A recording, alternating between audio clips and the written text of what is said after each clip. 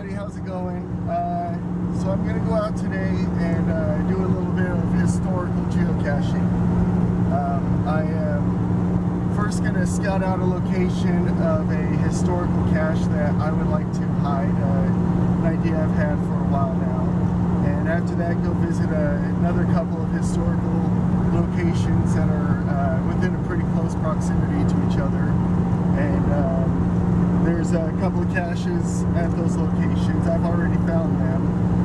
After that, I figured I would maybe do a little bit of maintenance on a cache of mine that, looking at the logs, it might be missing or might be there. I'm not quite sure. So I'm going to stop by and take a look at it just to see how everything's doing.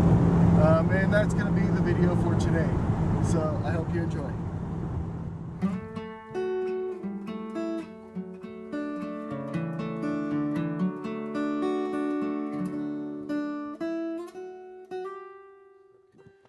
Okay, well, I'm about as far as I could drive in. Somebody's parked here blocking the road, so I'm taking the rest of this by foot. I'm about 1,000 foot away according to my GPS, so 1,000 foot's not so far, not so bad on foot. I'm also hoping you could hear me right now. There is a little bit of wind.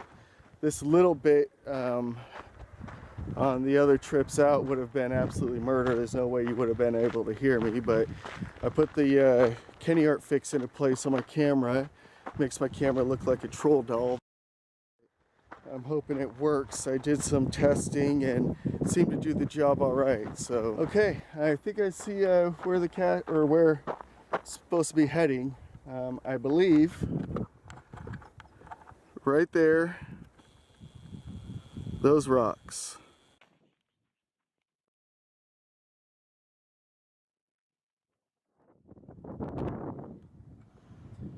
Alright, well, I'm not far from the rocks, as you can see.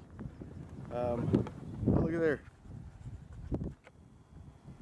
See if I can zoom in on him. The laser running around on there.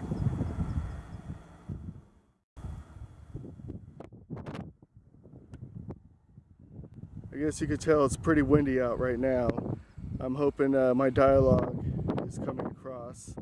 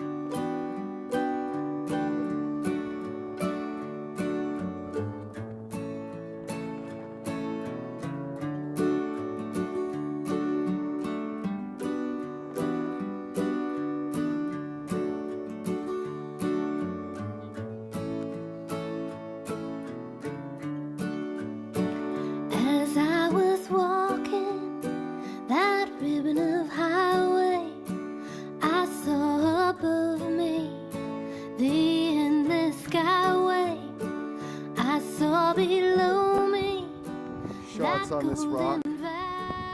So I'm guessing somebody's setting up over there where the bulldozer's working and shooting at this rock that perhaps is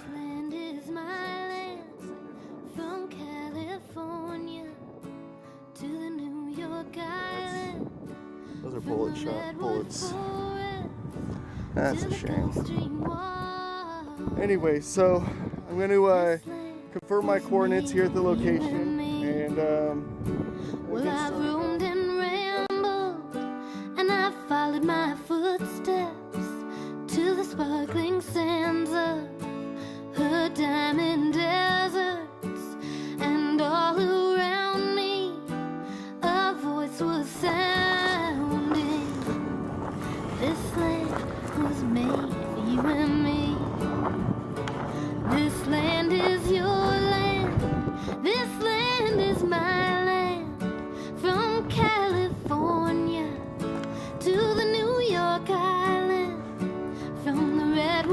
So here we go, painted to the rock. Gulf Stream waters. Can't really see much of the painting on the rock anymore. But there is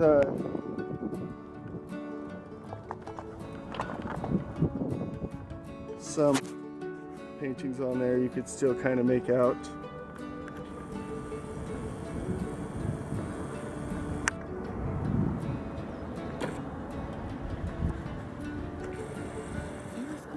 Looks like some of them are actually have been broken off, which is pretty upsetting. I seen my people as I stood there hungry. I stood there asking, is this land Alright, on to the next made one. for you and me? Okay, now this location here isn't necessarily a historical significant location. I mean, it could be, I don't know.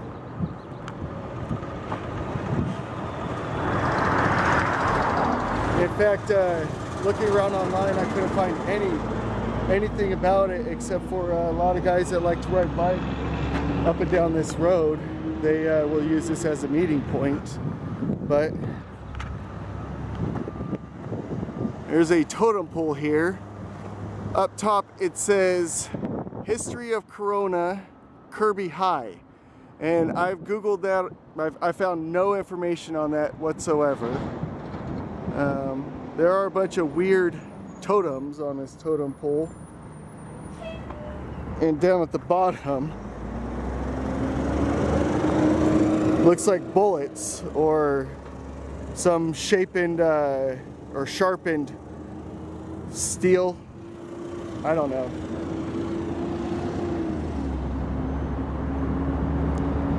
I'm not sure the significance of this totem pole at all, but there is, of course, something as interesting as this. You would, of course, find a geocache down at the bottom. So, okay, just stopping there real quick, and I'm going to head on to the next historical cache, which is just right up the road here. See you there. This land is your land. Reads that nearby, 2 vats were built in 1819 by the Luiseno Indians under the direction of Leandro Serrano, first non-Indian settler in what is now Riverside County. The vats were used in making leather from cowhides. In 1981, the vats were restored and placed here by the Billy Holcomb chapter. This land is my land, from California to the New York Island, from the Redwood Forest to the Gulf Stream waters. This land was made for you and me, and nobody living. Nearby, an adobe house was built about 1867. It was occupied until 1898 by Leandro Serrano's widow, Josefa. Under Spanish law, she owned the surrounding 20,000-acre Rancho Temescal, but her ownership was denied by the U.S. Supreme Court.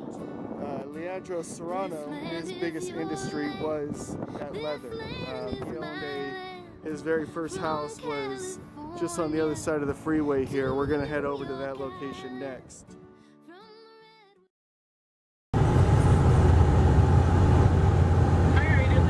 I'm well. How are you? I'm good, thank you for asking. Would you like to try anything chicken filet today? No, thank you. Actually, I'm looking forward to a Western bacon cheeseburger. To the I'll Gulf take the Stream combo, please. waters.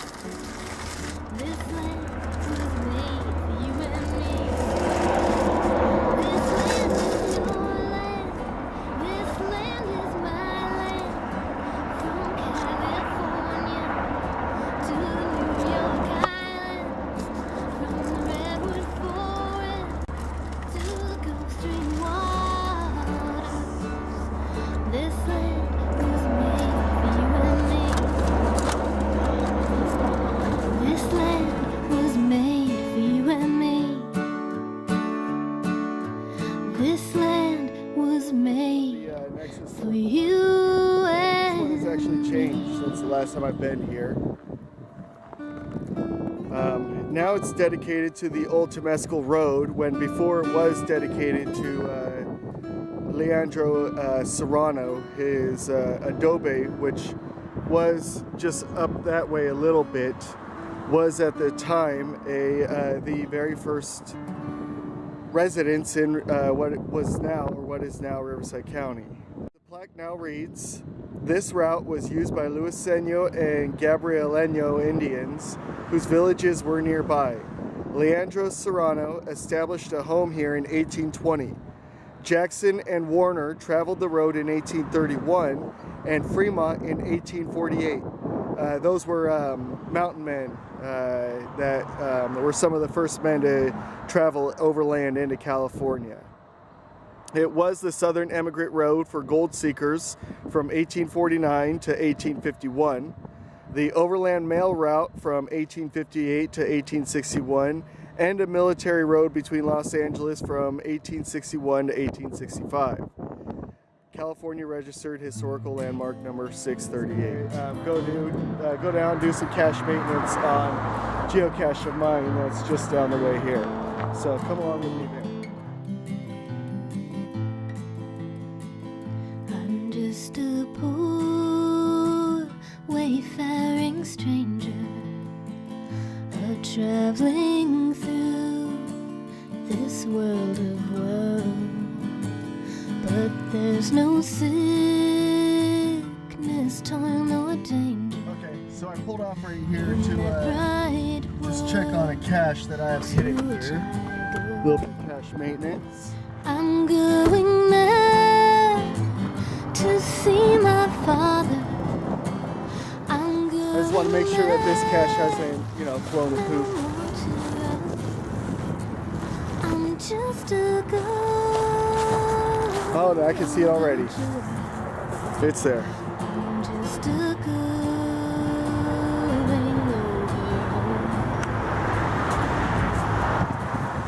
Oh yeah, it's in place. I chose this location for the cache because I thought this was pretty interesting. A tree growing through the fence here, and it's not like this is a small branch. This is a pretty significant trunk growing right through the tree right here. And actually, there's another one just over here.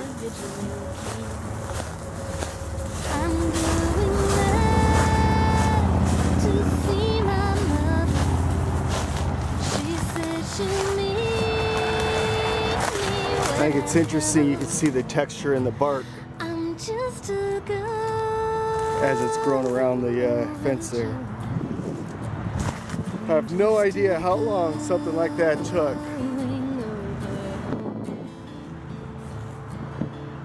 But it's interesting to me. So, alright, I hope you guys enjoyed this video. Stay tuned, I'll have more coming.